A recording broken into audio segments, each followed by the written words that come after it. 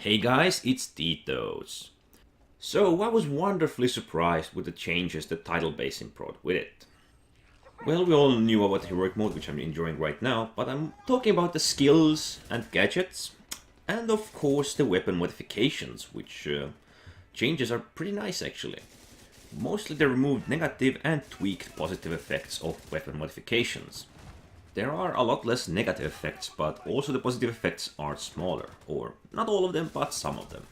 So no longer will we have to give up pretty decent amount of one stat on the count of other stat. So we actually can have a pretty reasonable choice for a minimum or pretty small giveaway of stability, reload speed, accuracy, and we gain pretty decent amount of bonus to our priority stats that we have chosen with our weapon modifications. So this is probably one of the best changes. I didn't think they were gonna be this simple. I thought they might make some other nifty trick there, like make a piece give us like only 5% upgrades. But it's good to see they are still quite reasonable and actually pretty good.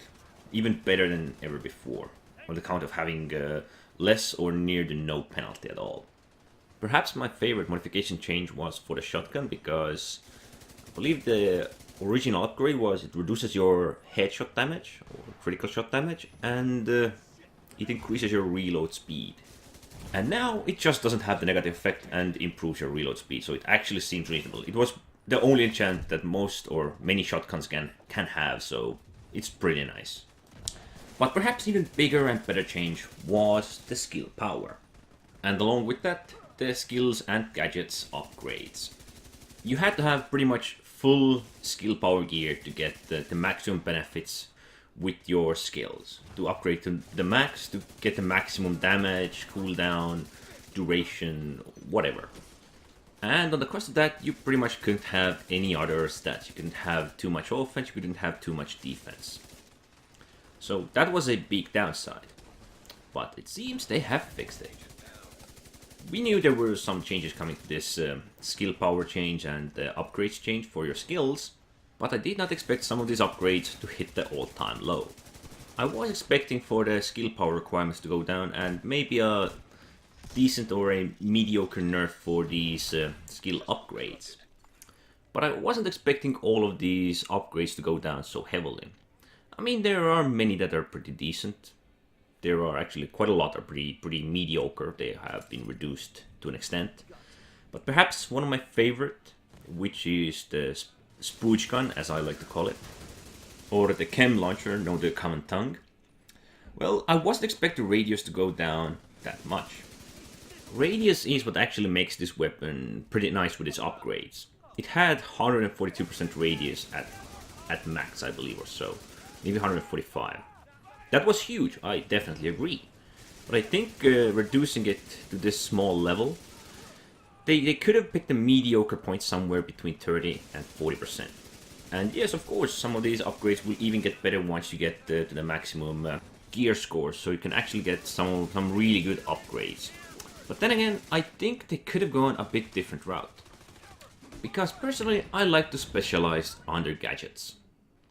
I think there could have still been a high-end upgrades for your gadgets on the cost of huge amount of skill power.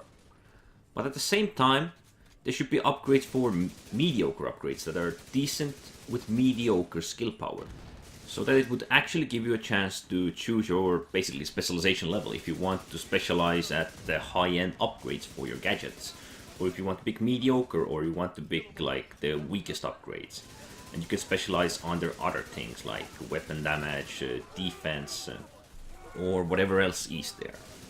But hopefully now, since we have less skill power requirements, we might or may be able to choose different approach. Might be able to choose gear that offers more on the side of damage and defense alongside with skill power, and we may not need a full skill power set to get the skill benefits.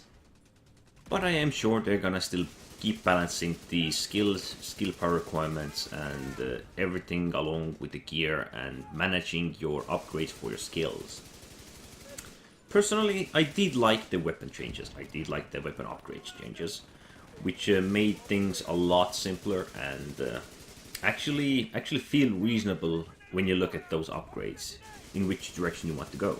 Because penalties might actually outweigh the benefits.